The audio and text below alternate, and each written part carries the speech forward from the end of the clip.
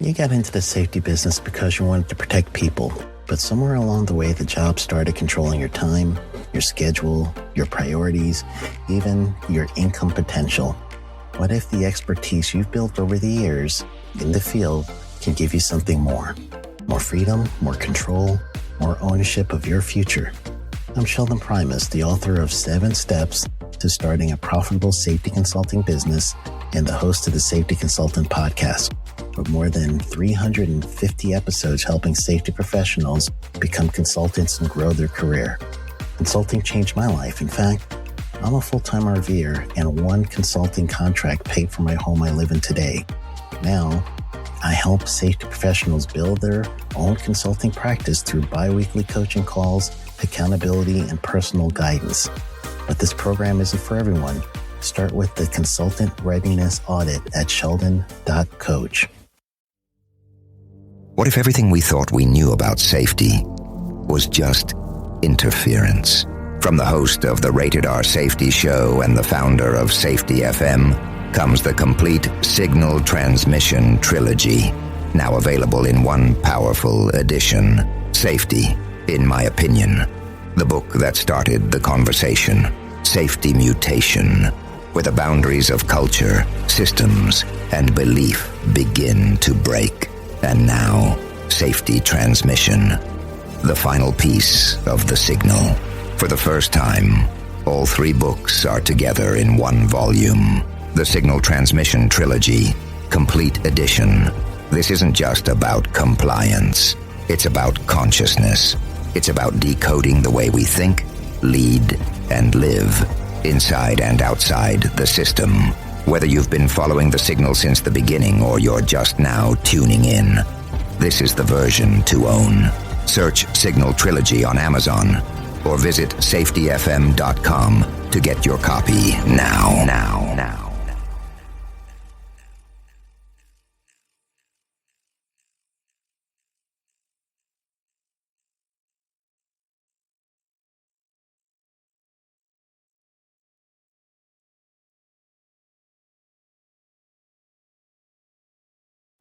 You got into the safety business because you wanted to protect people, but somewhere along the way the job started controlling your time, your schedule, your priorities, even your income potential.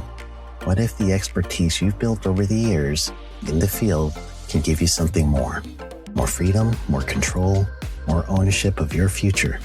I'm Sheldon Primus, the author of 7 Steps to Starting a Profitable Safety Consulting Business and the host of the Safety Consultant Podcast, with more than 350 episodes helping safety professionals become consultants and grow their career.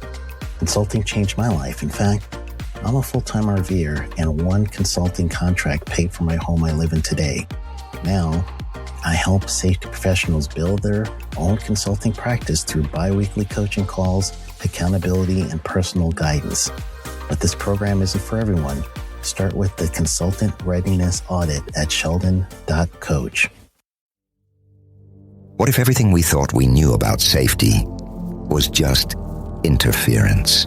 From the host of the Rated R Safety Show and the founder of Safety FM comes the complete signal transmission trilogy, now available in one powerful edition. Safety, in my opinion, the book that started the conversation.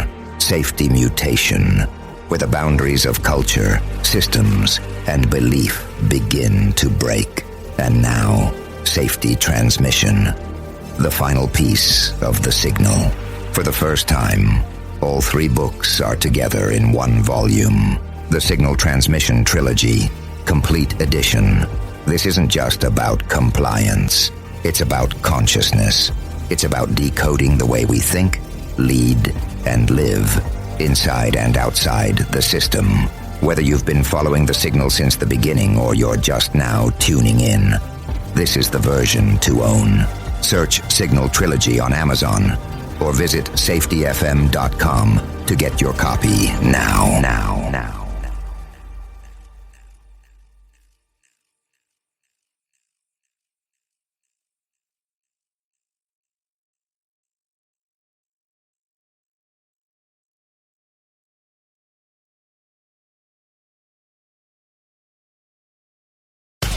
Let's start using cutting-edge warp speed 5G technology with your cell phone. Let me tell you about my friends at mobilemobile.io. They have an ultra-fast 4G LTE and 5G network that covers 99% of Americans. So they've got you covered everywhere. Think about it for a moment. You have the opportunity to take a test drive for 10 days with unlimited talk, text, and premium data. What is premium data? Premium data is an allotment of a cellular data that you receive from a higher priority on the network. You won't get throttled like you will with some of those, non-brand service providers. To find out more information, all you have to do is go to mobilemobile.io. That's mobilemobile.io to start your 10-day free trial.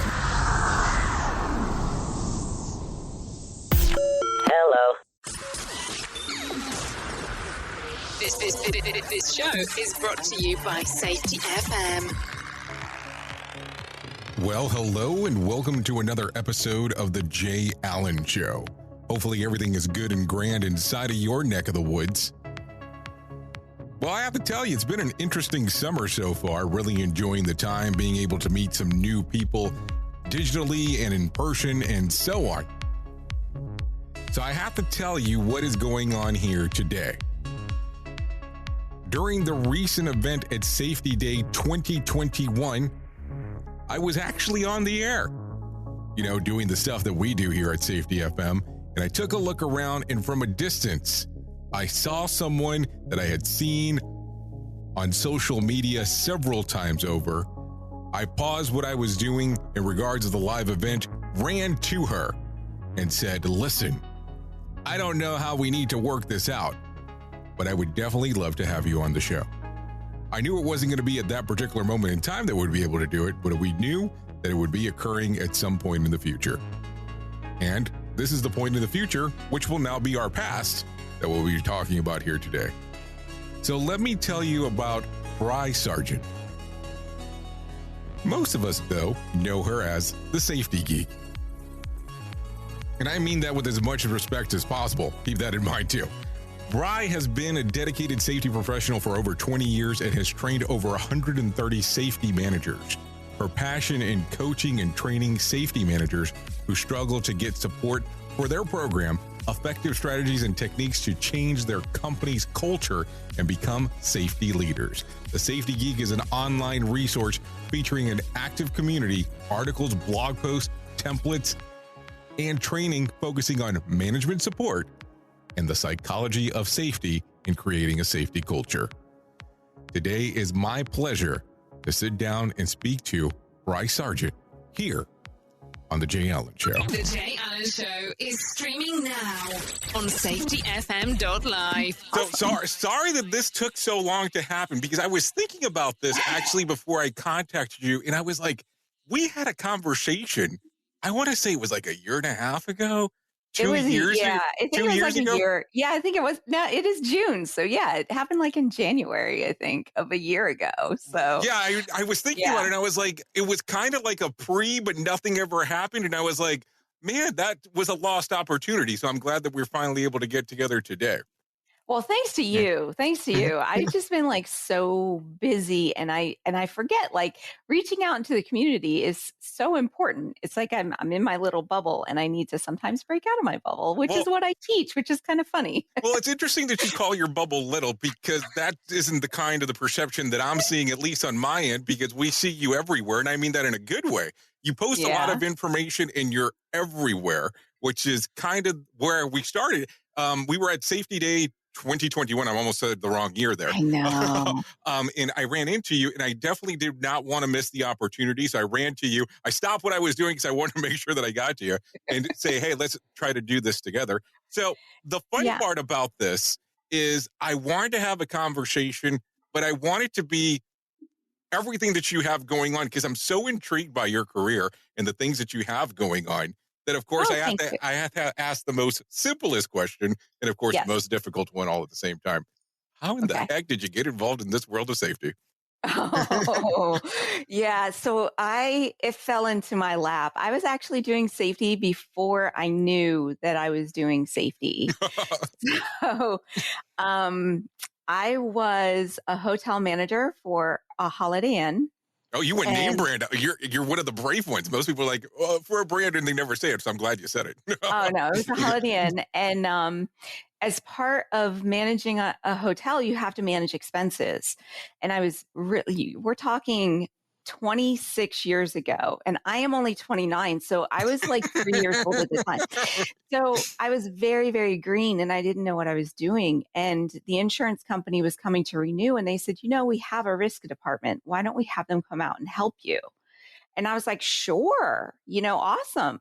So I started working with the risk department and creating safety policies and training and ergonomics and like investigating accidents and doing trend analysis. I didn't know I was doing a safety program. So I left the hospitality industry mainly because if you've ever worked in hospitality, it is literally 8 days a week, 24 hours a day. And I was starting a family. So I left the hospitality industry and I said, you know what? I want to get a job where I'm not managing anybody. I just want a cubicle and that is it. So I found this job at the local, I thought it was a local co-op. It ended up being like one of the largest co-ops in the country, like larger than Ocean's Brye. And I was working in their accounting department and they were getting sued by the EPA and they needed some help.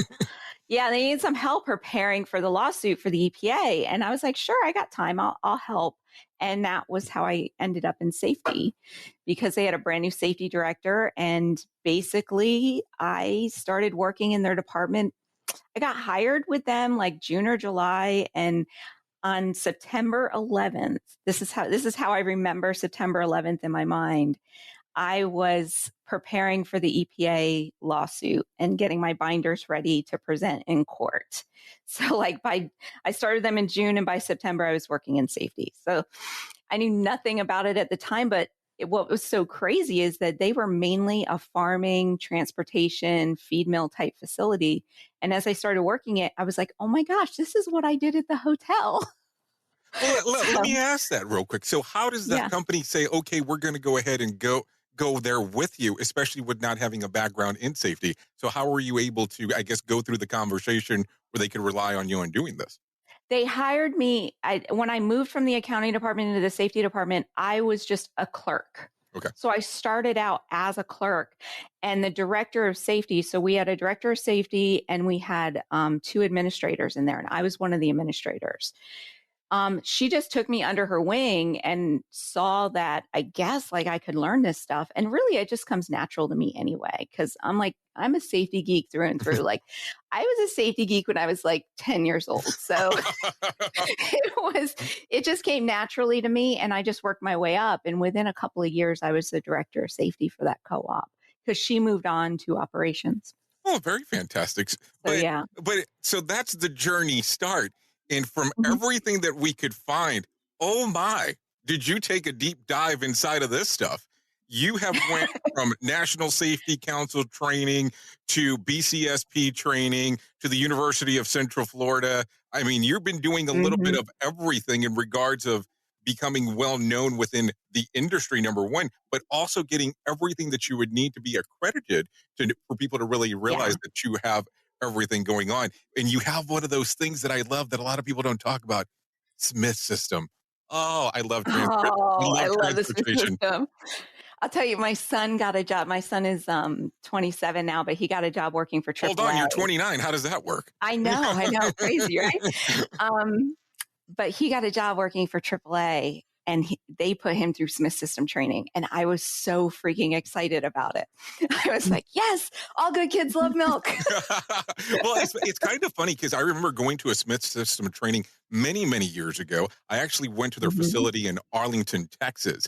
Now, I have to tell you that the room that they actually train you in is a little bit torturous, I have to admit here.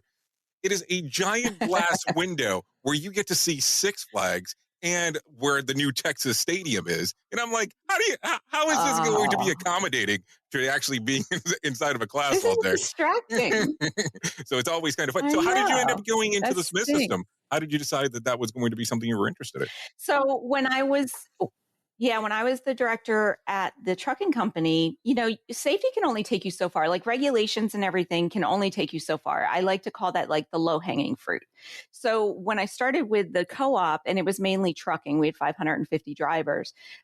We got rid of all the low hanging fruit just by following regulations, right? But the regulations are just a C grade. So once you really want to start diving deep in your safety program and reducing costs and stopping accidents, you got to get more intensive. So I was already looking into the Bendix system, and this was like way before it became like my car has it now. And this was before it was even available there, and like lane change warning and all of that. I was like, that's the engineering part. How can we get better? How can we train our drivers better?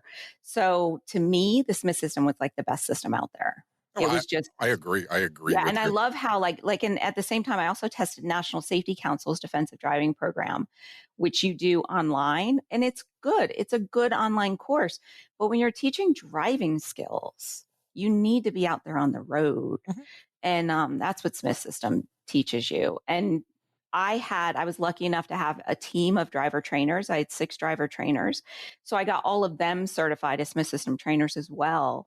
And they would not only train my new drivers on it, they also trained, they did the retraining on all of my current drivers. And any like near miss, any accident, anything like that, they would then jump out there and then retrain them again. So we had brought our accident rate down below a 2. Oh, wow. And they, like, when I started there, we were literally spending millions, like $3 million a year on claims. And when I left there, I think it was like 200,000 at the most. Did you ask for a percentage of the cut? I'm just asking. Totally. 100. Like every year, I don't understand why we do not get kickbacks on the insurance savings. Right. I mean, it's an interesting question. I agree with you 100% there. And I say that sarcastically, but not sarcastically all at the same time, because it's interesting to see on how some of the changes actually do occur, especially if you're saying that you had a fleet size of 550 drivers inside of there, especially if you're actually doing that kind of savings. It's always interesting on how the outcome works. So as you do this change and you're saving the company this kind of money, what are they telling you? Are they all of a sudden saying you can expand your wings a little bit more and do some other things inside of the organization, or what are they saying? Yeah. Once you start seeing those results, they do kind of let you then like, no, we trust Brye. We know that she can do her stuff. And then they let you do more and more. And so. did you like that aspect of it, or were you kind of questioning about, okay, now they're giving me more and more things on my plate? Well, I'm a bit of a control freak, and that's actually a problem of mine. So I love to get more and more, but then I end up having so much on my plate that I'm just like, oh my gosh, I'm stressed out, which is why, Jay, it took 18 months for us to get on the phone together. So hold on. You should have sent me the invite is what you're saying then. Okay, yeah, I got it. I totally should have. I just have a hard time saying no a lot of times. And a lot of times when I see that things can be changed or things can be fixed, like a great example is I was working for this company where, I'm like, why aren't we doing flu shots, or why aren't we doing a wellness program? If we had a wellness program, it would help my strain and sprain injuries. And technically that's an HR job, but HR never stepped up to the plate. But, if I did it, I did get some benefit out of it. So yeah, let's do a wellness program. Let's do flu shots. Let's do all that stuff. Now, you do realize that that's the only company you haven't named by name. We'll leave it at that. We don't have to. I can name that. No. I'm just joking. I am so joking. So you go through these different stages of your career and you're doing the things that you're doing. So at what moment do you go, okay, I have helped out these different industries. I've enjoyed the private sector for a period of time. Now it's time to go out on my own. And the Safety Geek, I won't say the Safety Geek was born, especially after you said that you've been a Safety Geek since you were 10, but all of a sudden the name and the branding is open out to the world. So what gives you the idea, and why do you go ahead and decide to take the dive at this time? Because I'm going to be an empty nester. Okay. So my kids are growing up. They're within a year, they're both going to be gone to college. And I'm going to have my life back to myself, and I can do whatever I want. Don't listen to these kids. Don't listen to the kids in regards to hearing this. That's not what she meant. Her life is changing. So I started examining, going like, what kind of job do I want? And what do I really like to do? And what do I really like to do? I love technology. I love like website design. I love getting my hands in there with like, coding and all of that. But what I also love is talking to safety managers. So at my last corporate job with Cisco, I was actually training all of their safety managers. So my calendar was full every week with phone calls where all I got to do was talk to safety managers. And I was like, how can I combine those two? So I basically took the training that I was doing for Cisco, which at the time I called it the Safety Boot Camp. And I said, how can I move that and transition that into an online platform? So that's basically where Safety Geek came from. And that's where Safety Management Academy came from. So as you decide to do this, why are you willing to take the risk on yourself? Because most people, when they have a corporate position, especially the way that you just worded that, will not take that kind of risk because, well, let's say slightly guaranteed paycheck to all of a sudden you only get what you kill out there now when you're hunting. So why do you decide to take this risk? Right at that moment, to be honest with you, I didn't have a choice. Okay. So, good reason. Cisco at that time had gone through 3 layoffs. They've now gone through 4. And I was part of the 3rd layoff for the department. And at the time that they laid me off, I was actually scheduled to have knee replacement surgery. So I literally couldn't walk at the time that they laid me off. So I was like, okay, what can I do? Because I'm going to have 9 months before I can walk. Let me give this idea a try. And I've had so much fun building the Safety Geek that now it is, 2.5 years later, and I'm still doing it. Well, the interesting part is that you did the coursework. You said you like coding, which I like the nerd talk there for sure, or the geek talk for there for sure. So when you decide to do this, all of a sudden you introduce a podcast at the same time too, where you're going out there and you're giving your messaging. I've seen your website change from a little bit in regards from when you first launched to where you're at now. So as you're looking at this and you say, let's do a podcast, of course, this is before right now, as we're going through the pandemic with the slew of podcasts that have come out inside of the world. But when you started to decide, hey, I'm going to give a podcast and give out this information, what was the decision behind that? Well, I had a podcast 10 years ago. So that was just a given. And I'm a podcast junkie. Okay. It's interesting because when you say that to people in regards that you did a podcast 10 years ago, people are going, there was podcast 10 years ago. People don't realize that they were actually out in the late 90s. This is kind of the fun part. So as you're a podcast junkie and you did a podcast 10 years ago, what was it about back then? If you tell me safety stuff, I'm really going to freak out for a moment. I bet you can't even guess what it was about. Well, I don't know. You said hospitality and driving earlier. You said something about 2001. Crocheting. Let's go with that. You said I can't take a guess. You were so close. You were so close. It was a quilting podcast. I was a lot closer than I thought. You were extremely close. So I had, at that time, 10 years ago, I was actually building an online website for quilters, for them to track their projects. And then I had a quilting podcast and all of that.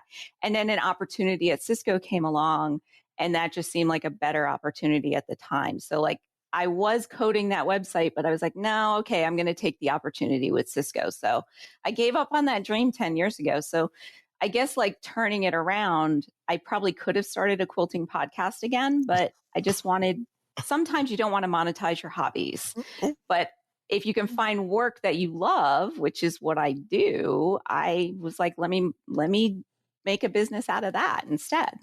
So as you take the dive into this business that you love, all of a sudden there's been some turns and twists, and I mean this in the best of ways.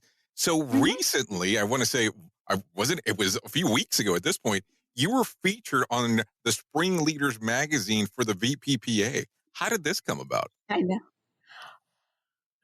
I would love to say that I had a hand in it, but I did not. It was like, so like, it's just like reaching out to you was on my list of things to do.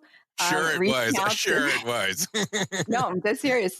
But reaching out to all the magazines was on my list of things to do too. And then VPPPA reached out to me and they said, hey, we've been watching you and we really like what you're doing. would you consider writing an article for us? And I was like, yeah, sure.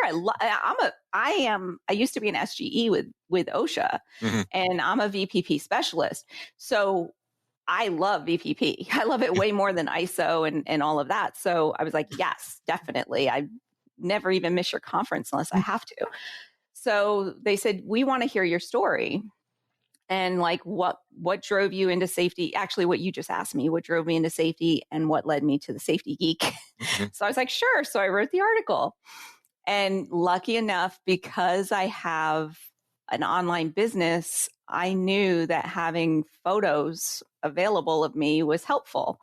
So she's like, you can submit photos you if you want, and I was like, yeah, that's fine. Here's a couple that you can use. It's just my normal, branding photos. And next thing I know, they put me on the cover. So I'm super grateful to them, definitely humbled.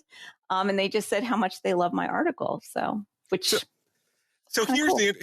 the interesting part. So congratulations, number one, for making it on there. Thank you. And then as you're taking a look at this, and this has changed, if you look back 5 years ago, would you have expected this to happen? Absolutely not. Absolutely not. So how do you look at it? Do you look that it was great timing and good content? Or how do you look at how this occurred for you? Especially because they reached out to you. No pressure, right? No, what's so funny is that I always set like goals for myself of like really big goals. And I had this like 10-year goal that I had reached right at 10 years. And I was like, what is my next 10-year goal going to be? And I was playing around with the idea of a keynote speaker at like the VPP PA conference or something like that. And I never really solidified it. So I could say it was kind of in the background of my mind, but then part of me was like, do I really want to do all that work? I'm getting very close to retirement. Wait a minute. No. If the kids are leaving the house and going into college, you can't retire yet. It's time for me to go have fun. No, I'm not retiring, but I am going to have location freedom. That's my idea. Is I want to be able to just travel the country. And what's so great with having the Safety Geek too is what I'm hoping to do once I can travel the country is then meet up with different people, like, and maybe actually like have meetups and maybe help people in person as well. So some of the people that are in the community. So can you tell me about a little bit about your platform and your community for some of the people that might not be aware of it, of exactly what it consists of and what it does?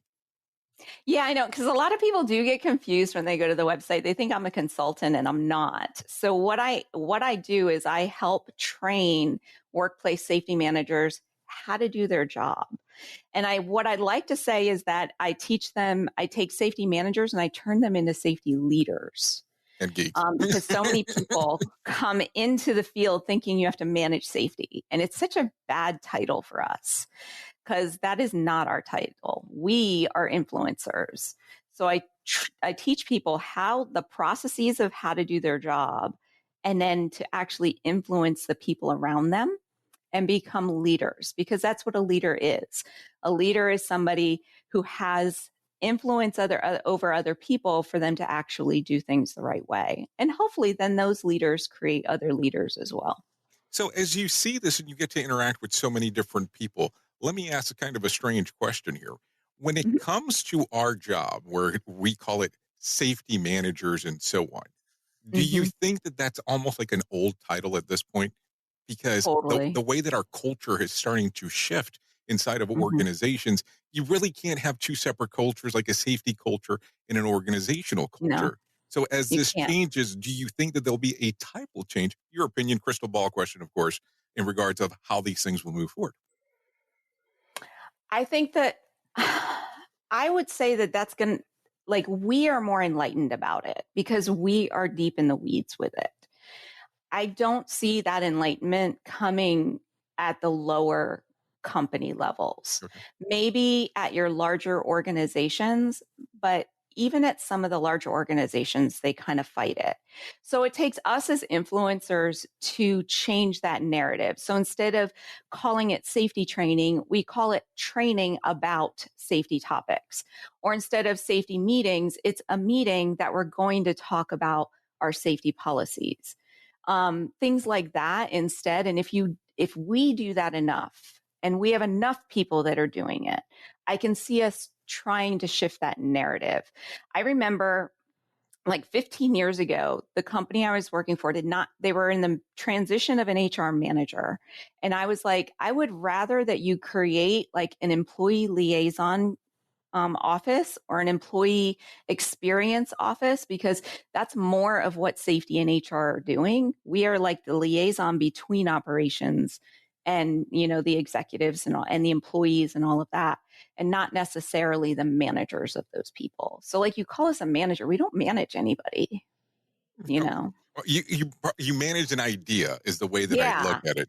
I think safety officer is a much better title. And I do think that every corporation should have a chief safety officer, and there's just not enough of them with it. So as you look at organizations now and how they're structured, and depending on where you're at, you can report into operations, you can report into finance, you can report into God, HR. I hope not. How do you look at it? I hope none of that is true. Well, no, it is very true. That's the interesting part. So which way, if you were going to develop an organization, or if you were giving information to a safety manager and you were saying this is the best case scenario for structure, how would you set that up? You have to report to the highest level of that company. And if you're not, then you have to be able to communicate why that's important.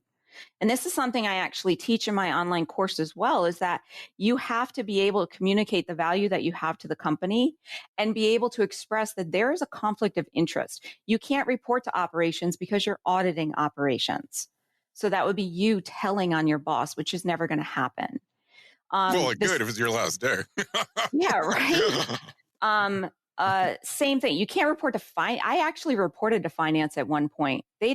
All they did was like put a thumb on everything I wanted to do, because they only see the numbers and they don't see all the other value to it. That makes no sense whatsoever for us to report to finance or legal. So like finance and legal and HR and safety, they're all equal. They're all the same department. They're all the same level of the department. None of us manage the work, but we guide the work. So why would you have me reporting to another guide? That makes no sense. So oh, sorry. Go right ahead. Sorry about safety, that. I'm sorry. This is like totally my geek spot. Safety is the only thing that is the only department out of every single one that positively affects every other department. And if we are that important, then why the heck don't we have a seat in the C-suite? Why aren't we invited to the executive meetings? Why are we kicked out after the first 15 minutes? Because we're not communicating our value. We're not saying why it's valuable for us to be there. And our people don't know how to do that. They talk too much in terms of injuries instead of the profit that we actually make the company. I think you read my mind, because I think you kind of already knew where I was going to go next. You referenced earlier the chief safety officer position inside of an organization. Most organizations do not have that. They do not have one. What is your opinion when you hear the term, when people say that they do not mind having a chief safety officer inside of the organization, but they have to earn the seat at the table similar to everybody else did? How do you feel when you hear that question? They've already earned the seat. How? By all the benefits that safety provides to that company. They've already earned that seat. So one of the other issues within our industry, and this is the way I got into it, so I kind of feel like it's a bad thing to say that this is a problem with it, is that we promote into safety instead of saying, this is a professional position and you need training before you come into it. Like, we would never promote into the CFO position. We would never promote like, oh, we need an HR manager. Let me grab Steve, who's running the warehouse. He'll be a great HR manager. So true. So true. I know, but we do it with safety all the time. And that's great for us to get a lot of people in the field. And it's definitely better than them not having a safety manager to begin with. But ideally, we need it to be seen as a profession. And I love that there are more programs out there in colleges that it's more common for people to have a degree in safety now. 20 years ago, I never saw that. So it's more common for people to even have a master's. Well, as you look at this, a couple of questions come up right away. When you think about this, now that there's degrees that are available out there, but there's still the certifications that are out there in regards of some of these companies that or organizations that give you accreditation. Which one do you put more value in as you take a look at it? And I know it's kind of an unfair question to ask, especially because you have a part of the accreditation, but how do you look at it now? So I have very strong feelings about certifications. Dun, I dun, actually have a dun. whole document about it because people ask me about it so much. But my thing is I think the only value of a certification is from a company that doesn't understand who they're hiring. They don't understand safety, so their only way for them to judge whether or not someone is competent in safety is whether or not they have that CSP or that ASP, right? But anyone who has ever sat for the ASP or CSP, myself included, knows that it has very little to do with the job itself of actually getting people to change their behaviors. It has a lot to do with math, a lot to do with regulations, a lot to do with stuff that may never fall into your wheelhouse. So I do like to see people have a strong educational foundation, though. Like the programs that are out there at the colleges right now, they're teaching the regulations very well. And the people come out of those programs knowing their stuff. What they don't know is how to apply it in the real world. Because they think, I wrote this lockout tagout policy. This is an amazing policy. You're going to follow it. And then they get mad because like people don't follow the policy. Very true. No, Very true. they don't. Mhm. Because you have to understand how to implement that policy in the real world.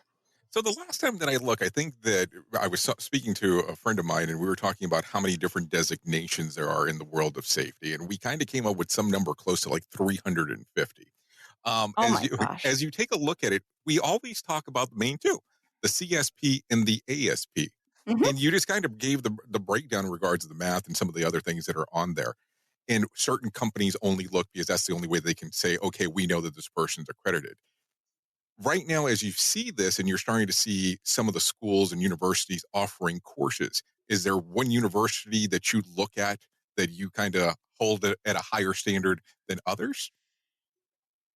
Any public university, I hold at a higher standard. Okay. I have hired so many safety managers and I have reviewed hundreds of applications that when the same school appears over and over and over again, and I've interviewed so many people from that same school, it doesn't pop out at me. I'm not saying they're bad students because they're not. They know their stuff. Mhm. But there are so many applicants out there for one position. You need something that is going to make you stand out. And when I have a stack of 50 resumes from one school and then 3 from a public university or, yeah, pretty much a public university, I'm like, ooh, what's that about? Why did they go that route? What do they know? And I'm more interested in talking to those people than I am from the 50 to 100 that are all from the same school. Okay. So as you look at this then, and you kind of are looking at the bigger picture when you're actually going out there and assisting with the hiring aspect, is there something in particular that you look for besides the aha moment of the different school? Is there something that you're looking at the application? Because a lot of these applications, when they first come out of school, they're not going to have the experience. That's kind of the way No, they they're work. not going to have the So experience. is there something that you're looking for that is like, this is kind of key or integral when people are actually going about and looking? So if I'm hiring somebody for a low-level position that whether or not they have experience doesn't matter. So let's say I'm hiring a safety specialist that's going to work with a safety manager. Then what I'm looking for is what are their writing skills like? What kind of initiatives have they taken? You know, what does their cover letter look like? Things that are really making them stand out to be like, they really want this to be more than a career. You know, they're in it for the long haul. Maybe they have something in there about, I'm really wanting to get my foot in the door and learn this and this from your company. And what I really think in applicants too, that they need to do is research the company you're applying for and craft your cover letter to show that you looked at that company, that you looked at what their hazards are, that you know a little bit about them, and that you're not just hitting apply. Send my LinkedIn profile. There you go. Hold on. So I'm not supposed to use a generic cover letter? Is that the key? Yeah, that's it. You get in my no pile almost immediately.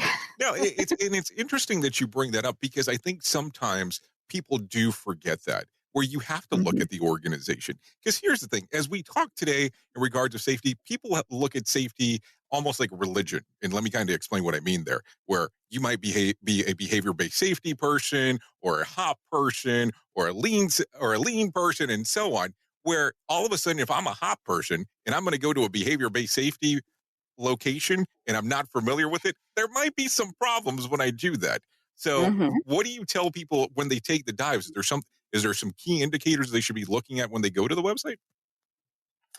No, because they're not going to really, I don't think they're going to get much out of the website, other than you can kind of, because their websites, most businesses' websites are geared towards stockholders. They're not geared towards, the safety manager getting hired. And then they'll be giving you the benefits. But you can look at what industry they're in, what products they're making, and you can know what their hazards are.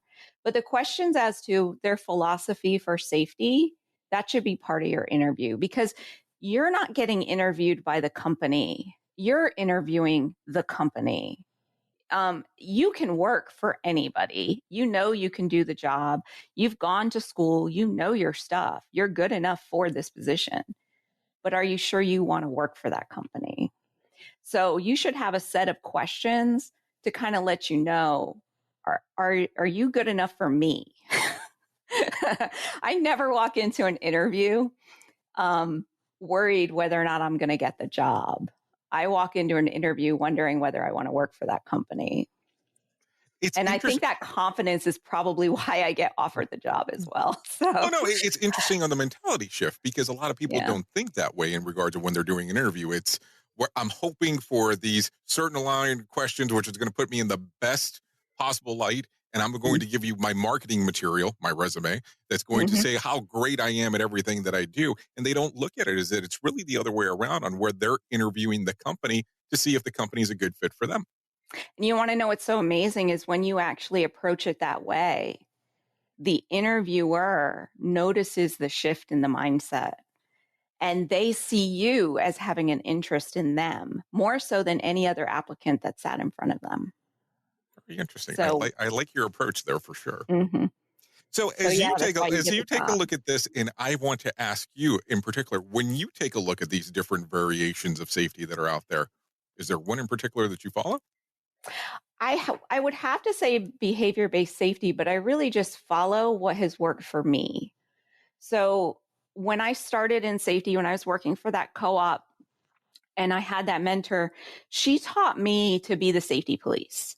She taught me that you have to come down with the hammer and you got to watch people and you got to check the security cameras and you have to do all that, right? So that was where I was coming from. And then when I became the director and we had a new acquisition, I walked in like a freaking bull in a china shop. And I was like, you're doing all this wrong and all of that, right? And we all know how that turned out. So I totally lost trust in that acquisition. They never followed a single safety rule. We're talking 100-year-old company that literally could have had an ammonia leak at any moment. And because I lost trust, they wouldn't listen to me. So the next acquisition, I was like, how am I going to do this differently? Right? What can I do differently? So the next time I walked in with being like, I don't know your business, so can you please tell me about your business? And I started talking to employees more. It's like, hey, I don't know how to do your job. Show me the best way to do your job. Well, I see this as a hazard. Tell me why you don't see it as a hazard. And I really started this approach of involving employees in every aspect. And I perfected it over acquisition, over acquisition, over acquisition. So technically it's a behavior-based safety program because I believe in positive reinforcement. And I focus on behaviors more than anything else. But when I do my accident investigations or when I do a hazard, my first approach is, what can we as a company do differently to make sure that this never happens again? Or what can we as a company do to make sure that this hazard is not present. So I always look to the company first, which is more of a HOP model, instead of looking at, well, the employee's just not following the rules. I go, well, why isn't the employee following the rules? Have we set them up for success? So it's kind of a combination. So I just say I do what works for me.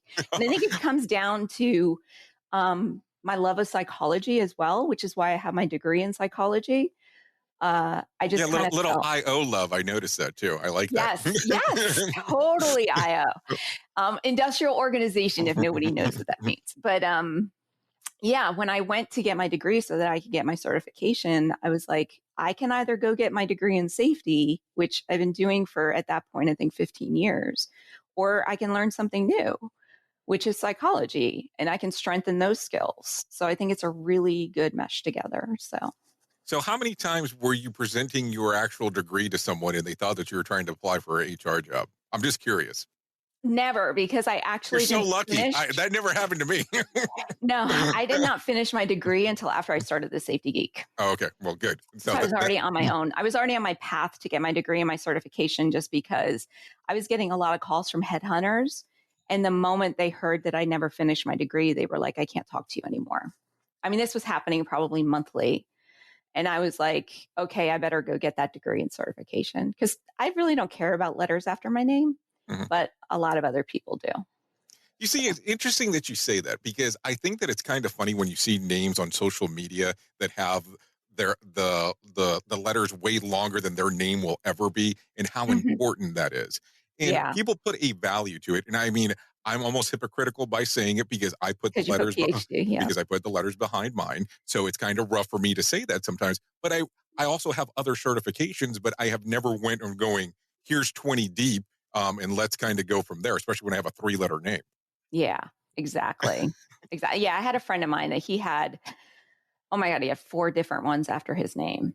And I'm like, seriously, just put the highest level that everybody's expecting. Right. Just put that one there. If I had a PhD, that my CSP would be dropped and I would have PhD, and that was it. Well, I kept on listing the highest one that I had until I got the PhD. And then I said, okay, dropping that, I think that's going to be the highest one, because I definitely did not, but I didn't want to put DR because I didn't want to be known as Dr. J. There's another great guy that actually has that, and let him keep that title. That was it's so funny you say that was a DJ when I was growing up, Dr. J.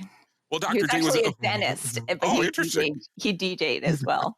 Dr. J DMD is probably how he actually ended up doing it. So, Brye, if people want to know more about what you have going on, where can they go out to find out more information? So you can go to thesafetygeek.com.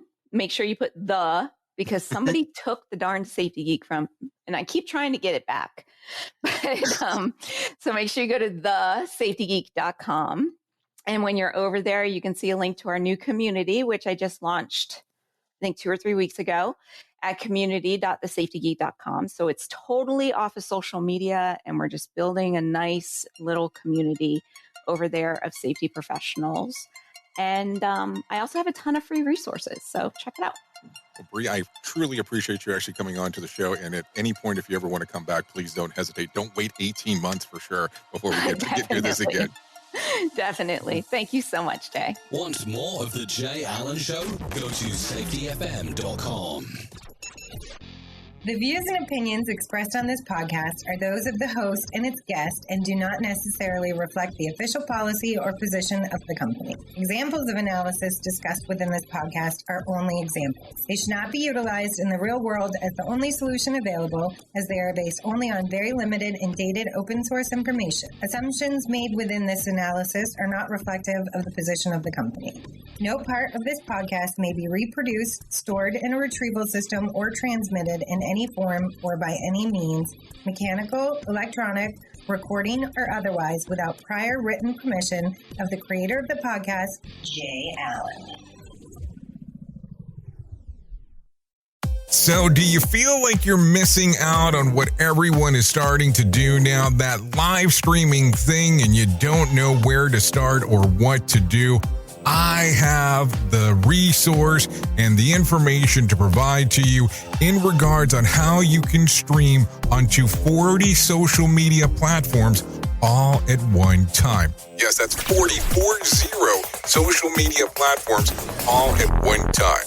All you'll need to do is go to safetyfm.com/one. That's safetyfm.com/one. That's ONE. So just in case, and you'll be able to start live streaming just like you're hearing people starting to do right now, up to 40 social media platforms. You got into the safety business because you wanted to protect people, but somewhere along the way, the job started controlling your time, your schedule, your priorities, even your income potential. What if the expertise you've built over the years in the field can give you something more? More freedom, more control, more ownership of your future. I'm Sheldon Primus, the author of 7 Steps to Starting a Profitable Safety Consulting Business and the host of the Safety Consultant Podcast, with more than 350 episodes helping safety professionals become consultants and grow their career. Consulting changed my life. In fact, I'm a full-time RVer, and one consulting contract paid for my home I live in today.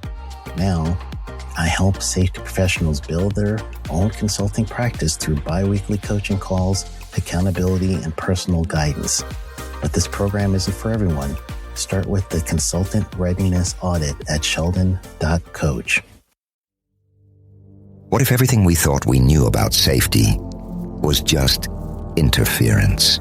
From the host of the Rated R Safety Show and the founder of Safety FM comes the complete Signal Transmission Trilogy, now available in one powerful edition. Safety, in my opinion, the book that started the conversation.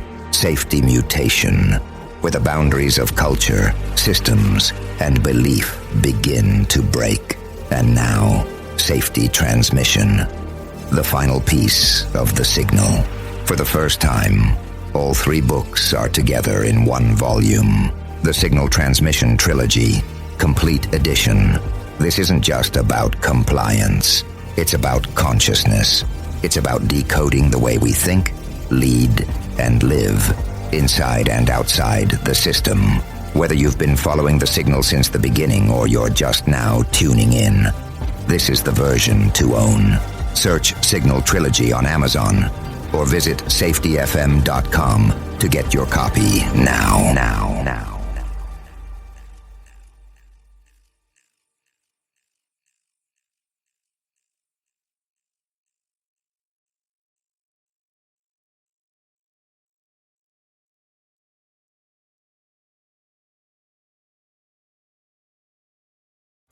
You got into the safety business because you wanted to protect people, but somewhere along the way, the job started controlling your time, your schedule, your priorities, even your income potential.